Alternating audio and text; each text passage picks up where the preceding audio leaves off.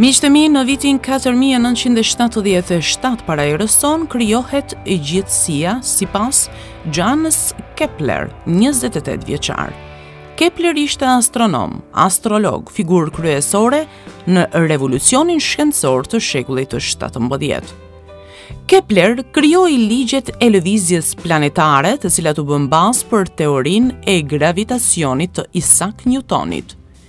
Lidhur me krijimin e gjithësisë, ka disa teori. Modeli kozmologjik më mbizotrues është teoria Big Bang, shpërthimi i madh, që është llogaritur të ketë ndodhur 13.798 miliard vite më parë. Gjithashtu ka shumë teori rivale në lidhje me krijimin e gjithësisë. Disa shkencëtarë nuk e dinë me siguri se si u shkaktua Big Bang. Shumë refuzojnë të spekulojnë pasi mendojnë se nuk do të kuptohen. Ka hipoteza të ndryshme për shumë gjithësi dhe fizikantët kanë sugjeruar se gjithësia mund të jetë një ndër shumë ose madje mes një numri të pafund universish që gjithashtu ekzistojnë. Ja si shkruante Kepler ndërsa bëhej gati të shpallte për llogaritjet e veta në një libër. Nëse më falni, unë do të gëzohem. Nëse zemroheni, do të duroj. Librin po e shkruaj për t'u lexuar nga bashkosit e mi ose brezat e ardhshëm. Kjo nuk ka rëndësi cili. Libri i pret lexuesit e tij për qindra vjet. Vetë Zoti priti 6.000 vjet që puna e tij të shihej.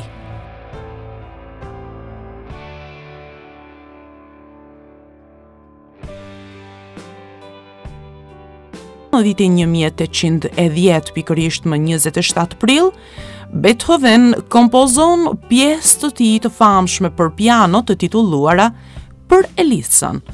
Titulli vjen nga një dorëshkrim i Beethovenit kushtuar Elisës, dorëshkrim i ka humbur, duke ndezur kështu interesin për të mësuar se kush mund të ketë qenë Elisë.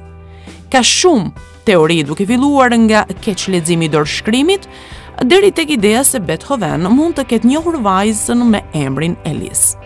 Muzika me nostalgji, shpresë, dëshpërim njëherësh lë të kuptohet se më pjesën për Elisën, kompozitori kujton të dashurën që e kishte humbur.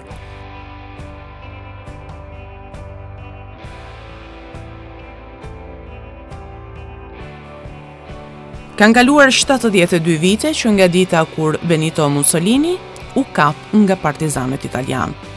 Duke mos dashur të binte në duart e britanikëve apo amerikanëve, Mussolini ra në duart e partizanëve komunistë të cilët ishin betuar prej kohësh se do ta dënonin për krime lufte.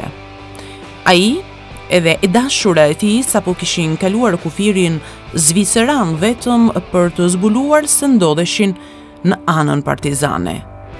Çifti u pushkatua.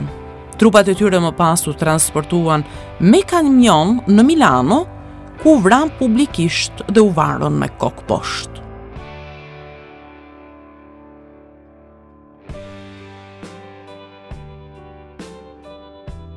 Sot miqtë e mi të Radio Kontakt feston ditëlindjen e tij të 80, këngëtari i njohur shqiptar nga Kosova, Ismet Peja. Të gjithë e njohin si këngëtari këngëve të vjestra qytetare, ka filluar shumë herë të merrej me muzikë që në moshën 13 vjeçare dhe vazhdon edhe sot këndon në aktivitete të shumta artistike. Sukseset më të mëdha i arriti me shoqërinë muzikore Hajdar Dushi, me të cilin kishte prezantime të shumta në radion e Prishtinës, atëherë sigurisht edhe televizionin e Prishtinës. Albumi i tij i parë doli në vitin 1986 me orkestrën e Hajdar Dushit. Gjertani ka publikuar një numër të madh të albumeve muzikore e shumë këngë të cilat këndohen edhe nga brezat e rinj dhe që e bëjnë atë këngëtar unik. Pavarësisht të moshës, zëri i këngëtarit Ismet Peja është i pandryshuar. Ai quhet nga të gjithë bilbili i Kosovës dhe deri më tani thuaj se asnjë nuk e ka zëvendësuar këtë këngëtar të mrekullueshëm.